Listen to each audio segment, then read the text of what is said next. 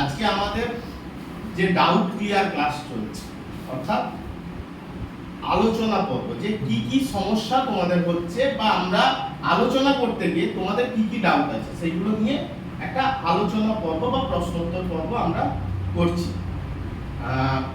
সেখানে আমরা কি না একটা বিষয়ের কথা বলতে পারি, ব্যয় সংকোচ। এই ধারণাটা তোমরা পড়েছো? ব্যয় সংকোচের ধারণা কে বলতে পারবে বলো? ব্যয় সংকোচ বিষয়টা কি বা কার সঙ্গে এই ব্যয় সংকোচের সম্পর্কটা জড়িত? জোরে জোরে বলো। বৃহদায়তন কোম্পানির সঙ্গে ক্ষুদ্র আয়তন কোম্পানির মধ্যে ব্যয় সংকোচটা, মানে ব্যয় সংকোচটা কি উৎপাদনের দামের সঙ্গে কোনোভাবে যুক্ত? দামের সঙ্গে যুক্ত না। কেন যুক্ত না? সবাই লক্ষ্য কি? সব ফার্মের লক্ষ্য কি? সব ফার্মের লক্ষ্য কম দামে বেশি। কেন? কম দামে যদি তৈরি করতে পারে তাহলে সে কি করতে পারবে? বেশি বিক্রি করতে পারবে। আর বেশি বিক্রি করতে পারলে কি হবে? বেশি লাভ হবে। তাহলে সবাই লক্ষ্য কি? মুনাফা বাড়ানো।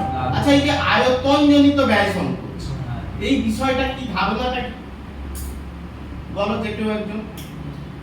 আয়তন জনিত ব্যয় সংকোচ, ছোট উৎপাদন প্রতিষ্ঠানের যত পরিমাণ দ্রব্য উৎপাদন হচ্ছে সেই দ্রব্যের সমষ্টিকে বলা হয় আয়তন জনিত।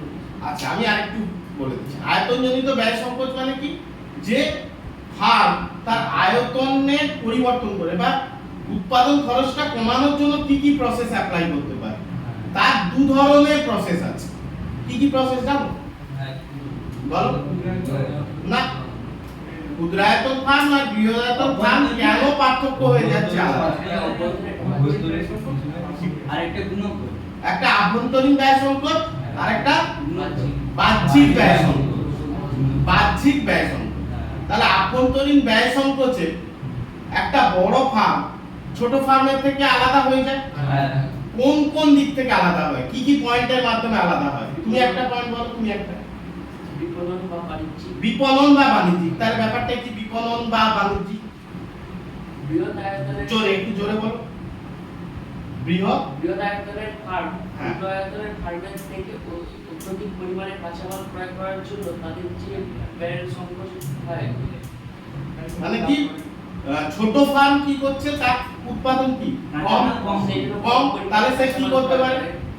উৎপাদন কম হলে কি হতে পারে? কম পরিমাণ কাঁচামাল নিয়ে আসবে। কম পরিমাণ কাঁচামাল নিয়ে আসবে। কিন্তু বড় ফার্ম সেই জায়গায় একসঙ্গে অনেক কাঁচামাল আনতে পারে।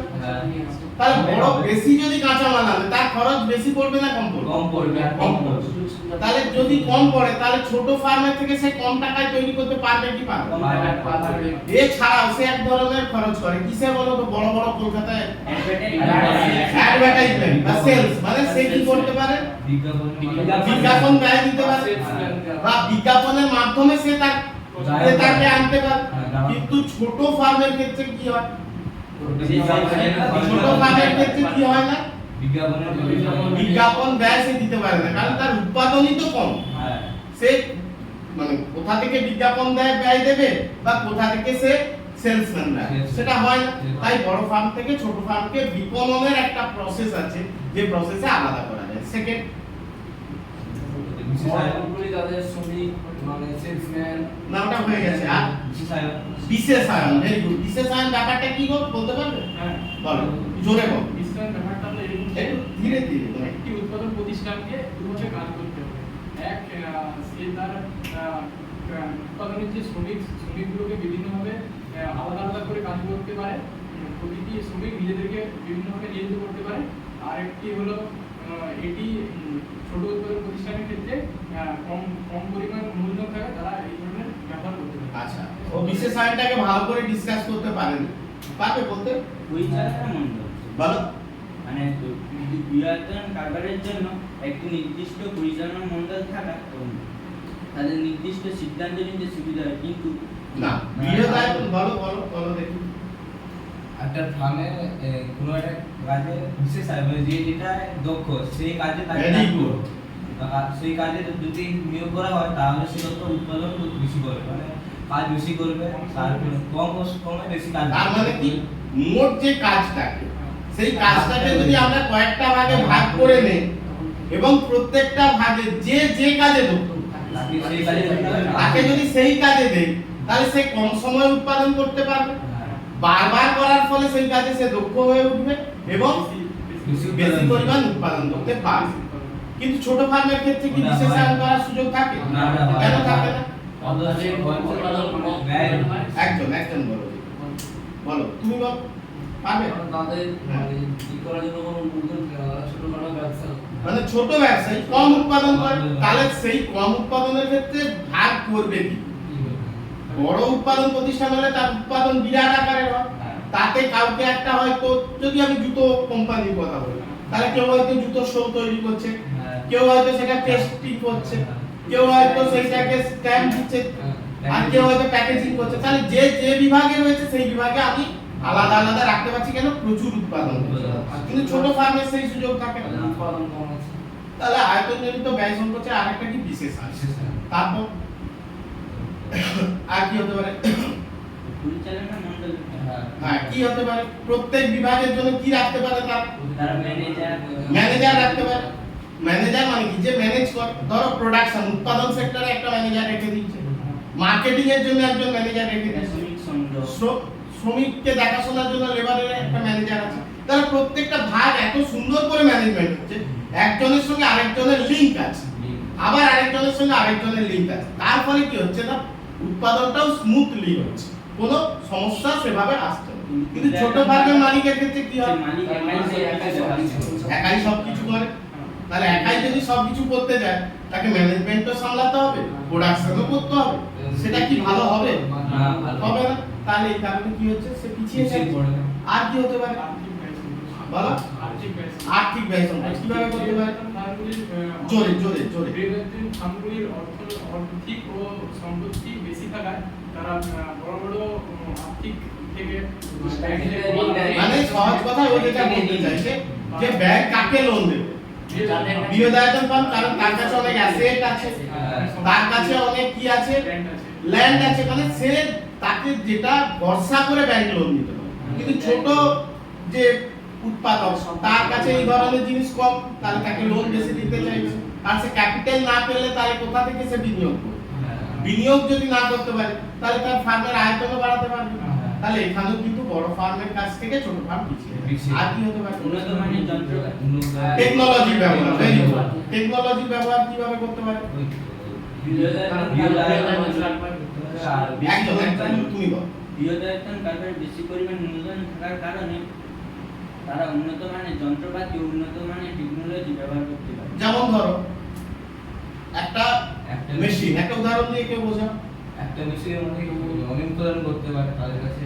মানে ধরো একটা জায়গায় 50 জন লোককে দিয়ে 100 কেজি প্রোডাকশন হতো। এখন ধরো একটা মেশিন নিয়ে এসছে বা একটা টেকনোলজি এমন নিয়ে এসছে যেটা দিয়ে অটোমেটিকই 5000 10000 প্রোডাকশন হচ্ছে। তাহলে কি হচ্ছে, এই টেকনোলজি আসার ফলে বৃহদায়তন ফার্ম ক্ষুদ্রায়তন ফার্মের থেকে, আর ক্ষুদ্রায়তন ফার্ম কি করে? লেবার দিয়ে কাজ করায় বেশি, তার টেকনোলজি ব্যবহার করার ক্ষমতা নেই। তাহলে এখানেও পিছিয়ে থাকে। আর কি হতে পারে? বলো। হ্যাঁ, গবেষণামূলক কি কি রকম করে গবেষণাটা? ফার্মগুলি তার বাজারে যে ক্রেতার রুচি চাহিদা আছে, মানে তার পছন্দ, রুচি পছন্দ। গবেষণা করে তার বাজারে ডিমান্ড অনুযায়ী তৈরি করতে থাকে। Very good. এই অনুযায়ী বিক্রি করে। মানে ডিমান্ড অনুসারে সে বিক্রি করতে পারে। সোজা কথা, যে ডিমান্ড যেমন আছে সেই করে সে বিক্রি করে। ক্লিয়ার? আচ্ছা, তাহলে এই আরেকটা আছে, কি বলো? না, ইন্স্যুরেন্স। কি হতে পারে? কি রকম? একজন কে বলবে? তুমি বল, জোরে বল। বৃহদায়তন কারখানাগুলি তাদের মানে ক্ষতিপূরণ যাতে ক্ষতি না হয় তার জন্য তারা ইন্স্যুরেন্স কোম্পানির কাছে বীমা করে থাকে, যেমন আগুন লেগে যাওয়া, কোনো কিছু দুর্ঘটনা হয়ে যাওয়া। মানে সেরকম হলে সে ক্ষতিপূরণ দেবে। ছোট কোম্পানি টোটাল ইন্স্যুরেন্স করে না, তাহলে হঠাৎ করে যদি সমস্যা আসে আচ্ছা, ভেরি গুড। বৃহদায়তনের কিছু 3টে পয়েন্ট আমাকে শুরু বলো। বৃহদায়তন মানে আমরা আয়তনজনিত ব্যয় সংক্ষেপ করছি, তার বৃহদায়তন ব্যয় সংক্ষেপে কি কি আছে? হ্যাঁ, যদি বড় একটা কোম্পানি হয় তার সঙ্গে সঙ্গে কিভাবে অন্য কোম্পানিগুলো সুবিধা পায়? হ্যাঁ, যেমন দেখো আমি বলে দিচ্ছি, বৃহদায়তন যে ফার্ম আছে সেই বৃহদায়তন ফার্ম কি করে না, যখন কোনো বড় ইন্ডাস্ট্রি তৈরি করে সেখানে অনুসারী শিল্পের প্রয়োজন হয় এবং অনুসারী শিল্পগুলো যে দ্রব্য তৈরি করে সেই দ্রব্যটা যদি বড় ফার্মকে অন্য জায়গা থেকে আনতে হতো তার খরচ অনেক বেড়ে যেত। কিন্তু সে যেহেতু বড় শিল্প গড়ে ওঠার জন্য অনুসারী শিল্প গড়ে উঠছে, তাহলে সেখান থেকে চট করে পেয়ে যাবে এবং খরচও কম হবে। এবং এইটা কিসের ক্ষেত্রে হয়েছিল, আমরা যদি একটা উদাহরণ দিই, টাটা ন্যানো কারখানা যখন গড়ে ওঠে তার পাশে পাশে কিন্তু অনেক অনুসারী শিল্প গড়ে উঠেছে এবং আমরা সহজে ওখান থেকে আদান প্রদান করতে পারতাম। ঠিক শিল্প স্থানীয় বলো, তারপর বলো পয়েন্টটা বলো জোরে। এই পয়েন্টটা শিল্প স্থানীয়তার জন্য বলে আছে। এই পয়েন্টটার নাম ও বলছে কি শিল্প স্থানিকতা জনিত ব্যয় সংকেত। আর কি আছে? আরেকটা হচ্ছে আদান প্রদান জনিত ব্যয় সংকেত মানে মানে প্রসারের সাথে সাথে শিল্প প্রসারের সাথে সাথে বলো আর দ্রব্যের আদান প্রদানের খুবই প্রয়োজন। এই আদান প্রদানের দ্বারা তার গুণ ও মান হয়। কিরকম বলো, আমি কি বলো, কি বলতে চাইছো? হ্যাঁ? হ্যাঁ, যে মানুষের চাহিদা কেন, সেই চাহিদা বা রুচি পছন্দ অনুসারে গবেষণা থেকে উঠে আসছে যে কোন কোম্পানির কি ধরনের চাহিদা আছে এবং একটা কোম্পানি যখন দেখে আরেকটা কোম্পানি কম দামে দ্রব্যটা তৈরি করতে পারছে তখন কিন্তু সেও মানুষের রুচি পছন্দ অনুসারে তৈরি করতে চেষ্টা করে। ফলে এক রুচি পছন্দ অনুসারে তৈরি করে আর সবাই মিলে করছে বলে ব্যয় সংকেত সমস্যা পাওয়া যায়। তাহলে এই প্রশ্নটাও কিন্তু খুবই ইম্পর্টেন্ট। এবার আমরা আসছি ব্যাংক চ্যাপ্টার। আচ্ছা, ব্যাংকের বাণিজ্যিক ব্যাংক কাকে বলে? ওই তো যে ব্যাংক আমাদের ব্যবহার একজন একজন একজন বলো, তুমি বলো, জোরে বলো, এইখানে এসো, এইখানে এসো, বলো জোরে বলো। যে ব্যাংক যে সংস্থা আমানত গ্রহণ করার পর কার আমানত গ্রহণ করে? জনসাধারণের কাছ থেকে আমানত গ্রহণ করে আর কি করে? ওই তো আমানত চাহিদা মাত্র ফেরত দিবা চাইবা মাত্র ফেরত দেওয়ার প্রতিশ্রুতিতে আমানতটা গ্রহণ করে। আর কি হয়? এবং ঋণ দেয়। কাদেরকে ঋণ দেয়? জনসাধারণকে ঋণ প্রদান করে। যারা ঋণ চায় তাদেরকে ওইখান থেকে ঋণ প্রদান করে। সেই ধরনের আর্থিক প্রতিষ্ঠানকে আমরা ব্যাংক বলি। উদাহরণ বলো, আইডিবিআই হতে পারে, সিআইবি হতে পারে। আইএফসি আচ্ছা, তাহলে বাণিজ্যিক ব্যাংকের কার্যাবলী পয়েন্টগুলো শুধু আমাকে বলো। কে বলবে আগে? আগে ঠিক কর, কে বলবে? বাণিজ্যিক ব্যাংকের কার্যাবলী পারবে পারবে। বাণিজ্যিক ব্যাংকের কার্যাবলী তো এক্ষুনি তো বললে, এক আমানত গ্রহণ, দুই ঋণ প্রদান, তিন জনসাধারণের প্রতিনিধি হিসেবে আন্তর্জাতিক বাণিজ্যে সহযোগিতা করা, চার বৈদেশিক মুদ্রা কেনা বেচার কাজ করে, পাঁচ আর কি আছে? কারবারকে উন্নত করার জন্য প্রতিনিধিত্বমূলক কাজ করে। কারো ফোনের বিল জমা দিয়ে দিচ্ছে, কারো হচ্ছে যে লকারে টাকা মানে সোনা দানা রাখার ব্যবস্থা করছে। তাহলে এগুলো হচ্ছে কার কাজ? বাণিজ্যিক ব্যাংকের কাজ। আরেকটা প্রশ্ন এখানে কি পড়ে জানো? বাণিজ্যিক ব্যাংকে ঋণ সৃজন, যে একটা বাণিজ্যিক ব্যাংক তার লোন দানের ক্ষমতা সীমিত, কিন্তু অনেক বাণিজ্যিক ব্যাংকের কথা যদি বলি তারা সবাই মিলে কি করতে পারে? বহু গুণ ঋণ সৃজন। কিরকম করে করতে পারে? কেউ বলতে পারবে? পারবে? ওখানে দেখাতে পারবে কেউ? দেখাও দেখাও দেখাও, ভুলো, আমি আছি, আমি আছি, তুমি পারবে, চলো বলো।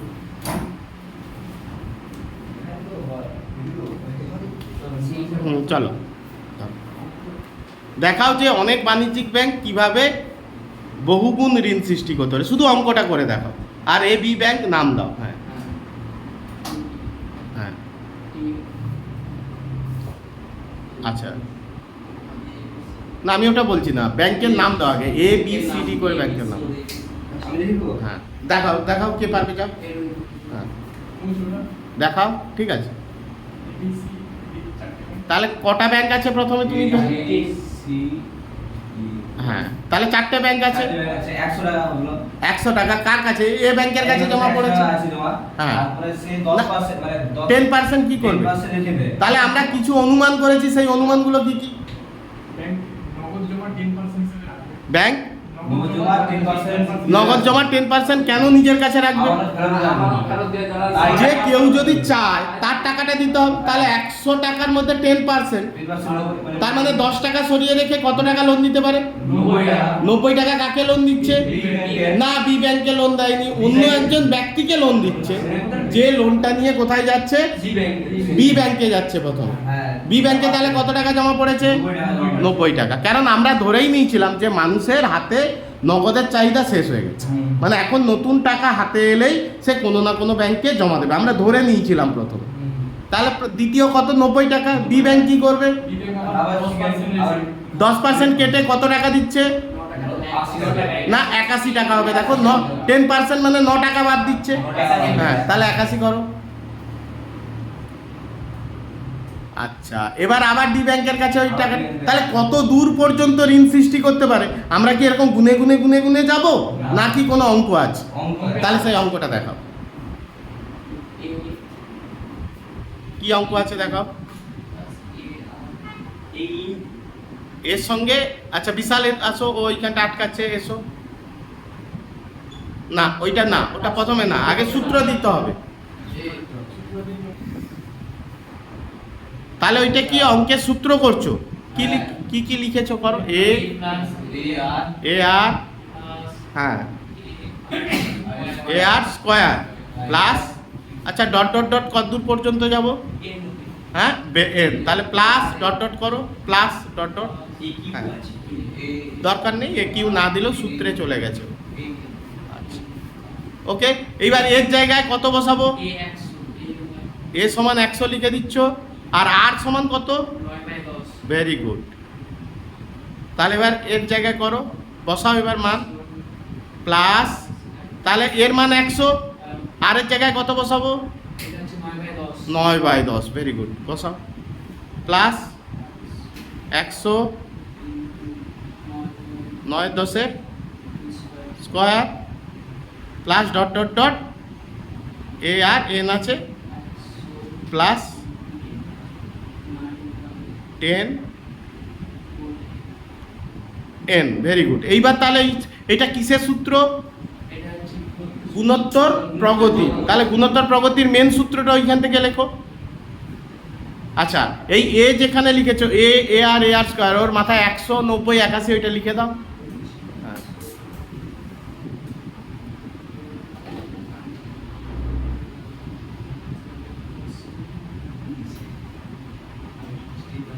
72.90 হলো। তাহলে এইবার আসল সূত্র কি আছে? মেন সূত্রটা লেখো। কোন সূত্রে আমরা অঙ্কটা করব এইটা সাজানোর পর? এ প্লাস নয়, এ গুণিত, হ্যাঁ,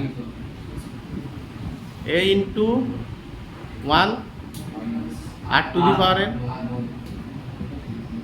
8 না, শুধু আর 1 মাইনাস আর। এইবার নিচে এইখানে সূত্রে অঙ্কে চলে এসো, অঙ্কে লেখো। এর জায়গায় কত বসাবে? ওখানে না, এখানে বসাও, ওই 100 সোজাসুজি। হ্যাঁ হ্যাঁ, 1/1 মাইনাস আর মানে ভেরি গুড 9/10। চলো, সুন্দর হচ্ছে।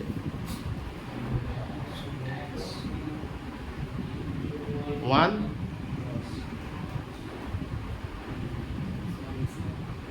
তাহলে কত? 100 গুণিত, হ্যাঁ 1/, তাহলে 1 এর 10, তাহলে 100 সঙ্গে 10 কি হবে?